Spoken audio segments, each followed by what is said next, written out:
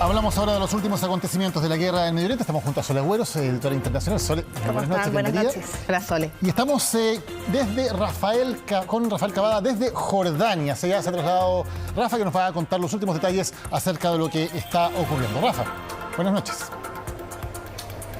Hola, muy buenas noches. ¿Cómo están ustedes? Hoy estamos en Jordania, en Amán, donde miles de personas han salido a las calles a manifestarse en contra de Estados Unidos. De hecho, aquí en Amán la manifestación circula frente a la Embajada de Estados Unidos y lo mismo ha ocurrido en otros países de la región como Irak, como el Líbano, como Túnez, donde también miles de manifestantes rechazan la actitud de Estados Unidos y el respaldo que le ha dado a Israel.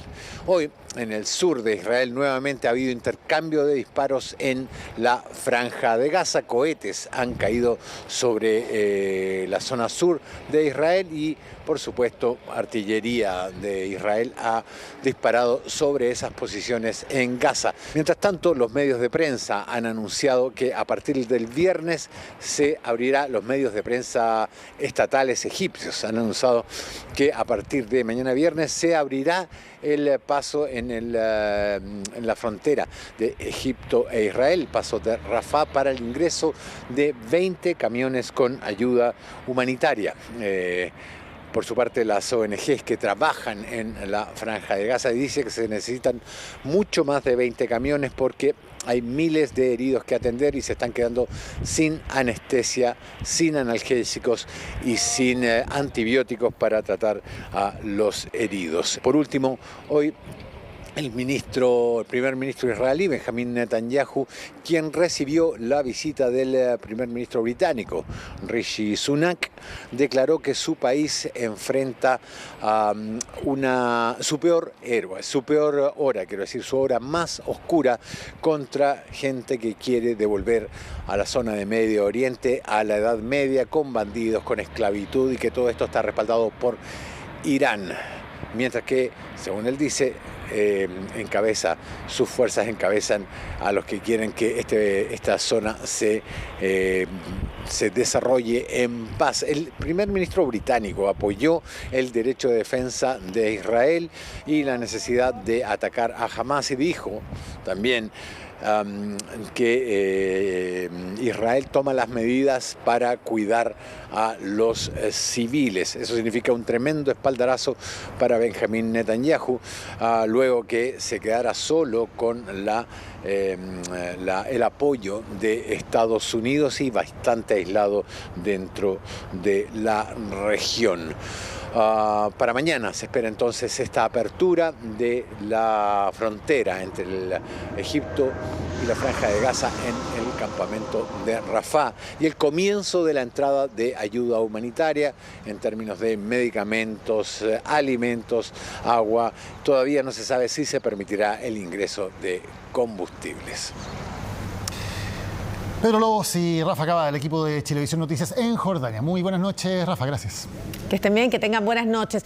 Y vamos a ver justamente cómo se desarrolló esta jornada que ha finalizado con el anuncio de que mañana se permite la entrada de camiones. Desgraciadamente, Daniel, se ha dicho que serán solo 20 los camiones que van a ingresar, aunque hay muchos más esperando con ayuda humanitaria para llevar a la Franja de Gaza.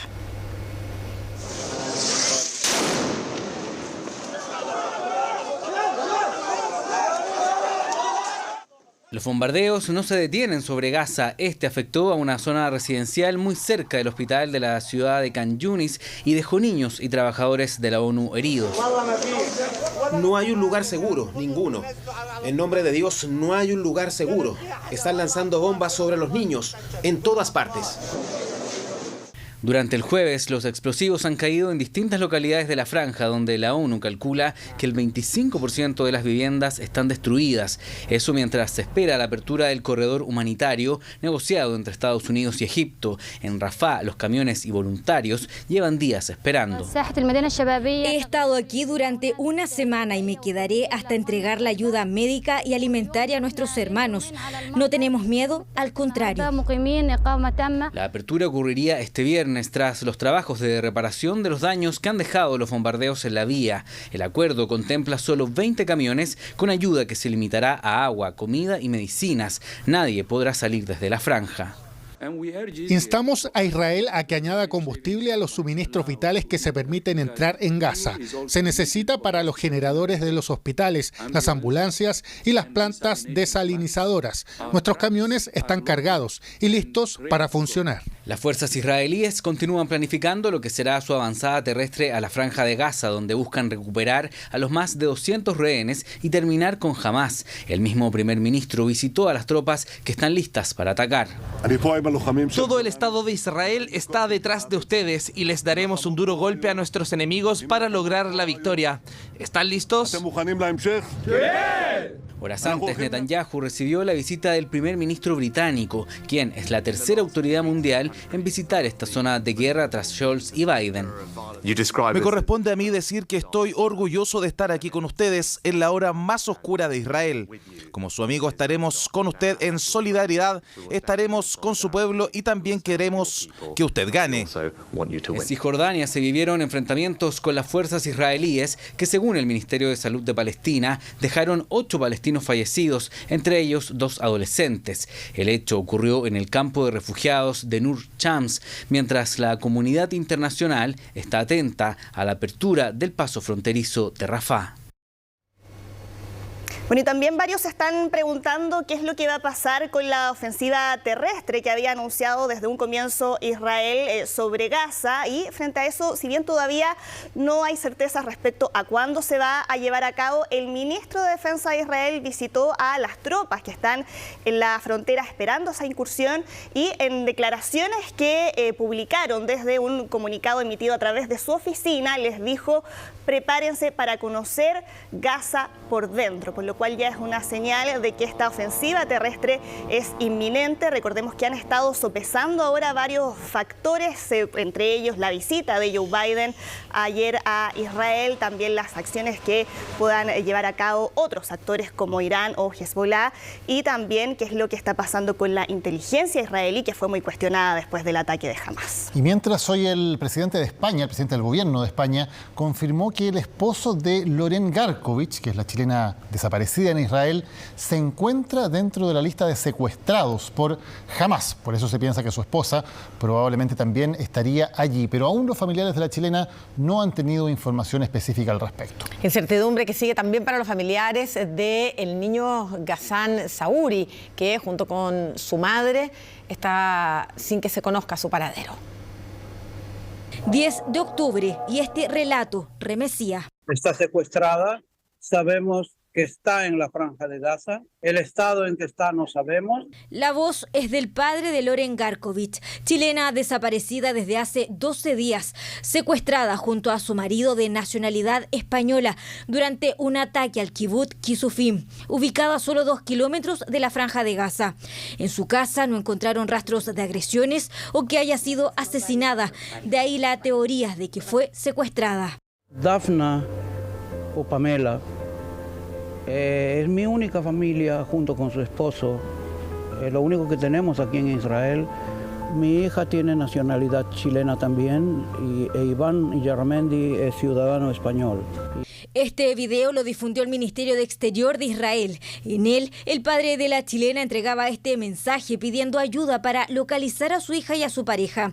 Eso además porque fue el propio gobierno español quien confirmó que Iván Yaramendi, esposo de Loren, fue secuestrado por Hamás. La exigencia de la liberación inmediata, sin condiciones, de todos los rehenes en poder de Hamás, incluido nuestro compatriota Iván Yaramendi. Que no hay noticias quiere decir que no han encontrado un cuerpo, lo que es bueno, pero también quiere decir que lo más probable es que esté secuestrada por el grupo terrorista Hamás, y así está catalogada en esa lista hasta el momento de hoy. Pero no han habido evidencias, jamás no ha liberado material donde ella está involucrada. Pero no es la única compatriota. Hassam es también chileno. Con solo 7 años, su familia aún no tiene información de su estado. Vivía junto a su mamá en Gaza, luego de que hace años se mudara de Israel, luego de que su padre chileno falleciera. Su tío solo pudo hablar con una de las hermanas de su cuñada. Se pudieron comunicar con ellos y fue un contacto, digamos, de minutos solo, y que ellos estaban refugiados en un hospital que es el Hospital Shifa, que justamente ese hospital había trabajado años antes mi cuñada como recepcionista. Quedaron en la calle, literalmente sin nada. Estamos bastante conmocionados con la desaparición del niño chileno-palestino Ghassan Sahuri, de 7 años de edad. La verdad que hacemos un llamado a las autoridades de Chile a localizarlo lo antes posible. La incertidumbre sigue en cada una de estas familias que miran el reloj esperando que en algún minuto vuelvan a escuchar la voz de sus seres queridos. Mientras la Fuerza Aérea Chilena informó que durante la mañana de este jueves despegó un nuevo vuelo de carácter humanitario para trasladar a ciudadanos chilenos a suelo nacional y donde ya se ha logrado sacar a más de 200 compatriotas.